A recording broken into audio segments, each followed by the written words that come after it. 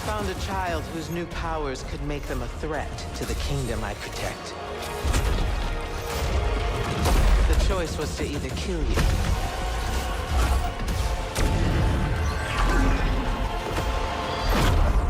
or turn you into a weapon against Rasharn.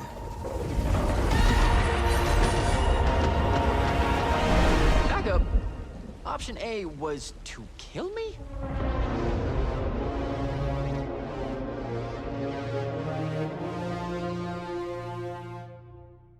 Immortals of Aveum is the debut title from developer Ascendant Studios and published under the EA Originals program. My interest in this game was piqued when I learned the pedigree of many of the 100 plus developers working on it. For those interested, Ascendant Studios was co-founded by Brett Robbins and Brian Sheff. Brett Robbins is best known for his time at Sledgehammer Games. He has directed several key games including the original Dead Space, Call of Duty World War II, and The Lord of the Rings: The Return of the King. After Telltale Games went bankrupt in 2018, most of the developers working at the studio also moved to Ascendant Studios, including art directors Dave Bogan and Julia Lichblau, and lead writer Michael Kirkbridge. Given that Telltale Games were known for fantastic narrative-driven games, and Brett Robbins has plenty of experience in directing action-driven first-person shooters, this combination of talent meant that Immortals of Aveum had the potential to be a great game. I decided to apply to EA for a review code of the game, and they were generous enough to offer me a code. Thank you so much to EA and the EA Creator Network for providing a copy of the game and a chance to review it. I've been playing the game all week and finally finished it a few days ago, and I am here to tell you if this game is worth your time and money. Today's the day they turn tail, sir. Switch on and get to the forward bastion. Yes, sir. Jack, you help us win this. I'll know you're ready.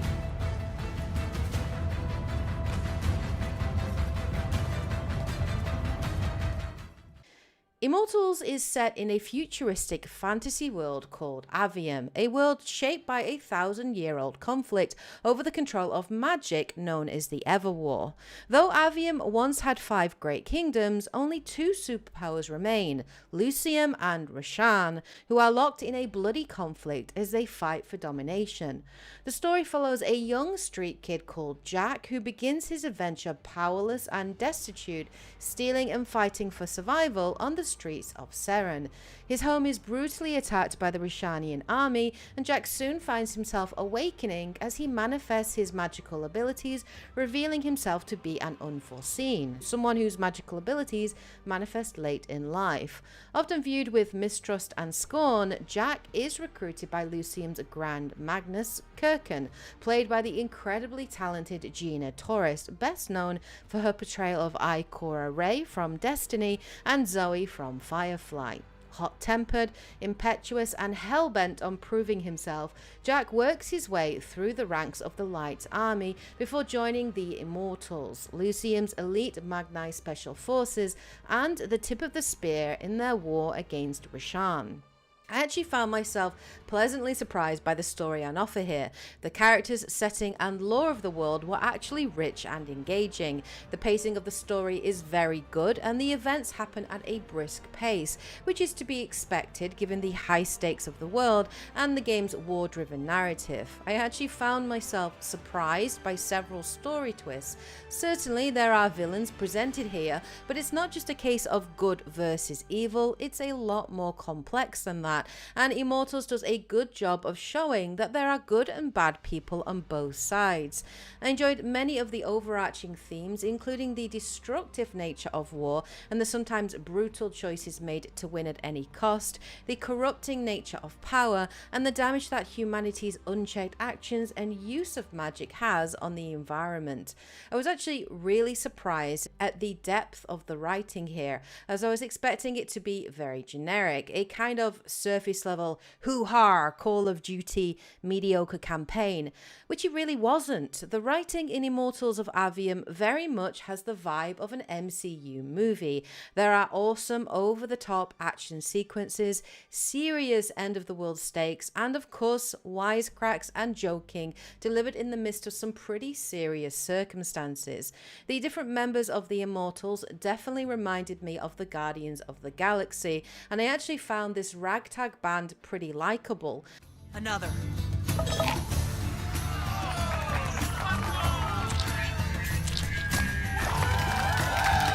Damn it. Another. Use your lash! Use your lash! I know. Another. Much of this has to do with the writing and the delivery. Not all of it hits, and there are definitely some cringy dialogue moments, but overall, the talented voice actors do a good job of committing to the source material and the performance, which in turn sells the world and its stakes. This meant that I actually cared about the world, its characters, and had a stake in the events of the game and the outcome of its story. Unlike when I played Forspoken, where I had to force myself to suffer its story campaign, I didn't have to do that here and found myself really enjoying it. So good job, Ascendant Studios. Prepare to repel boarders! Airship's got a toxin! Action stations! Action stations!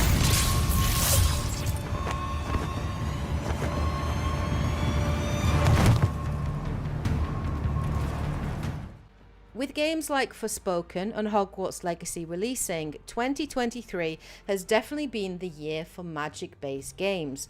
Both games offered their own take on the genre, and Immortals of Aveum has certainly stepped up to offer its own unique first-person shooter twist on magical combat. When first watching the gameplay reveal trailer for Immortals of Aveum, I was really unsure as to how the combat would handle and if it would be satisfying. It looked fast-paced and kind of frantic, with lots of particle effects and colourful spells being lobbed left, right and centre. It was really hard to get a feel on the game. The first thing I can say about Immortals of Aveum is it truly is a first-person shooter at heart. Not surprising, given that many of the developers working on Immortals worked previously at Sledgehammer on the Call of Duty series. Jack has 3 core magic types at his disposal through the gauntlet on his right hand. These are blue, green and red, and they pretty much correspond to a weapon type. Blue works like a precision-based marksman rifle. It is all about critical damage and long-distance damage. Green is extremely rapid fire and behaves like an SMG, dealing little but constant damage to an enemy, and red is your more aggressive, close-quarters, shotgun-style attack. You can switch between these quickly and simply by pressing the triangle button, although you have to cycle through them, which can be a little tricky for timed puzzles and when under heavy fire. On top of this, Jack also has access to a block spell, which opens up a pretty cool looking blue shield.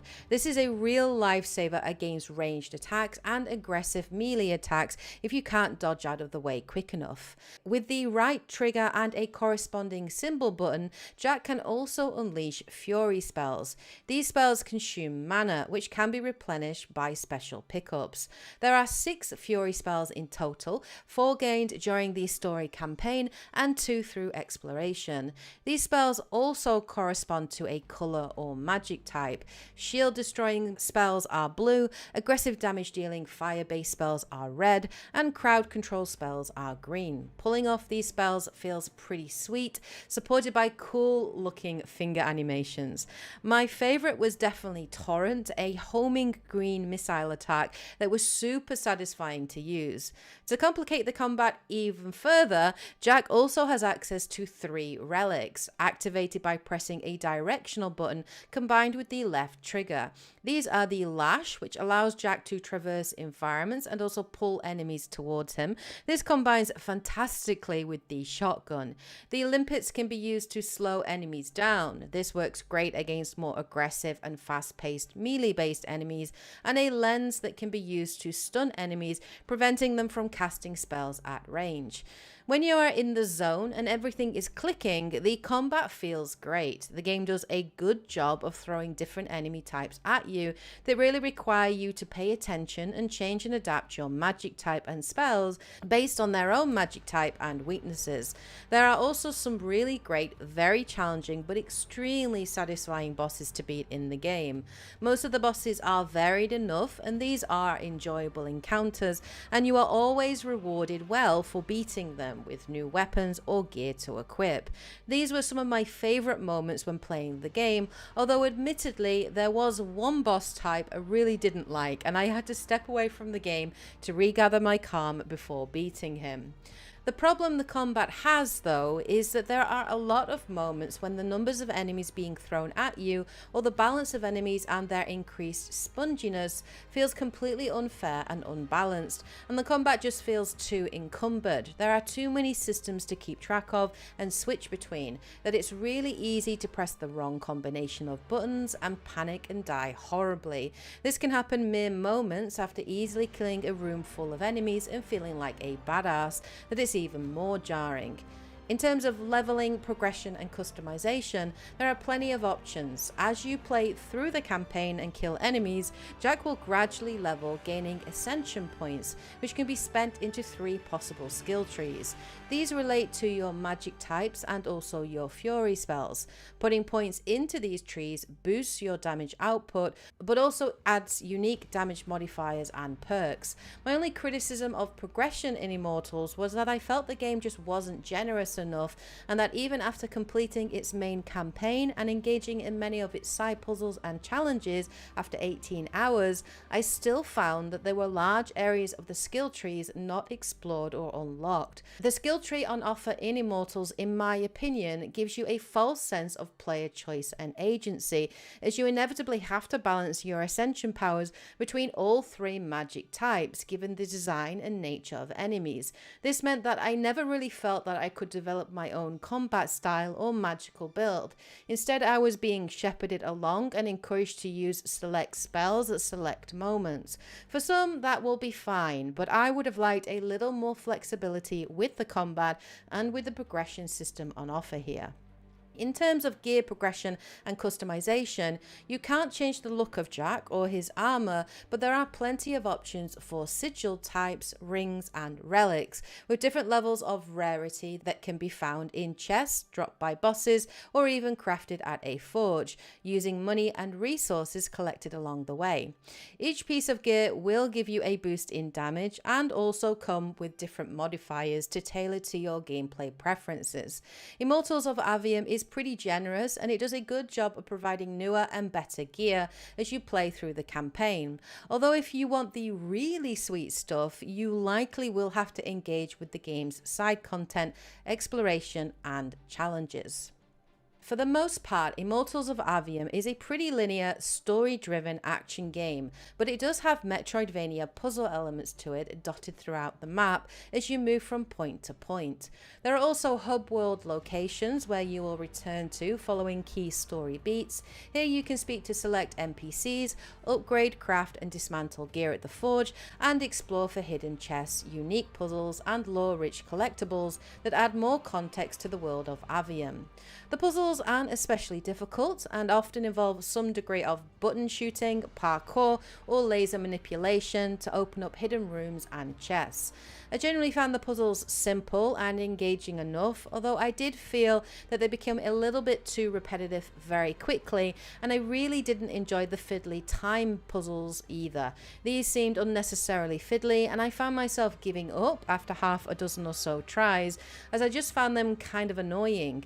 The other major criticism I have for the Metroidvania style of exploration and puzzles was that the game didn't do a good job of communicating when a puzzle is impossible to solve because you don't have the right equipment or upgrade.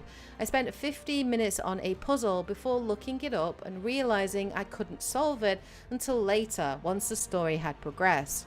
I'm not the only one to have this problem if the game's wiki guide or commonly asked questions are anything to go by. Games like Horizon Forbidden West have done a much better job of incorporating symbols like padlocks, or the main character having audio prompts to indicate when you don't have the required gear to complete the puzzle, letting you know not to waste your time and to come back later. Immortals of Aveum, I feel, would have massively benefited from this kind of system.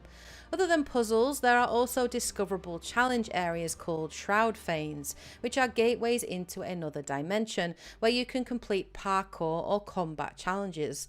There are also 7 challenge bosses for you to take on, but these bosses are not on the same design level as, say, God of War Ragnarok. They are sadly variants of existing bosses in the main campaign, but are just more bullet spongy, making them more challenging but not very interesting to fight. I tried several of these throughout my 18 hours with the game and gave up quickly, as it was very clear these are endgame bosses that need the highest level gear and weapons to fight, requiring a lot of grinding, which I honestly had no interest in after beating the main campaign. In terms of performance, I played Immortals of Aveum on the PlayStation 5. Generally speaking, it ran pretty smoothly. I only noticed the odd frame rate drop now and again when enemy numbers and particle effects became a little crazy. I did also get the odd weird sound glitch when all sound would just stop and I would have to reboot the game, though thankfully this only happened on 2 occasions in an 18-hour playthrough. I can't speak to the PC performance of the game as I didn't get to try it out, but what I will say is the game is pretty beefy, running on Unreal Engine 5, and the minimum entry requirements on PC are pretty high. Just to play the game at 1080p 60 frames per second, Ascendant Studios say you need an RTX 2080 graphics card. That meant that my own PC didn't even have the minimum requirements. If you want to play the game at 1440p 60 frames per second, you'll need an RTX 3080, which means for 4K you'll need a beast of a machine. If you're thinking of picking this game up and don't have a powerful PC or the money to upgrade, I would recommend getting it on console. At least that's a decision that I made in asking for a review code on PlayStation 5. Sandrak's here. What? Hold your position. I'm on my way. He'll be gone by then. That was an order, Initiate. Say again? I'm losing you. You do know I can just see you waving your hand around, right? Overall, I really enjoyed my time with Immortals of Aveum. For me, it felt like a breath of fresh air and the change of pace that I needed, offering a well-written, narrative-driven, smaller linear campaign with epic action-packed set pieces and fun and challenging combat. It was the perfect palate cleanser that I needed in between playing 2 huge RPGs, and for that part alone, I really enjoyed it. I do think that Immortals of Aveum is a solid, fun-to-play game. I just think that it will likely be missed in a year that has been full to the brim with equally great games, and it's unfortunate that its release has been sandwiched between 2 huge juggernauts. I would recommend checking Immortals of Aveum out at some point later, whether you buy it in the sale or when needing something smaller after putting hundreds and hundreds of hours into Starfield or Baldur's Gate 3. Either way, Immortals of Aveum is a strong first entry in Ascendant Studios' release portfolio, and I am really looking forward to seeing what they do next. So there you go, guys. There are my thoughts on Immortals of Aveum. Hope you guys enjoyed this review. If you did, please remember to support the channel by liking, commenting and subscribing. Special shout out, of course, as always, to my Patreons and channel members who go the extra mile. Your support is hugely appreciated, so thank you so much. Let me know what you guys think of the review, and if you have any questions about Immortals of Aveum that I haven't answered that you would like to ask, please do put those in the comment section below. Anyway, hope you guys are having a great month. Take care, everybody, and as always, happy gaming. I should go.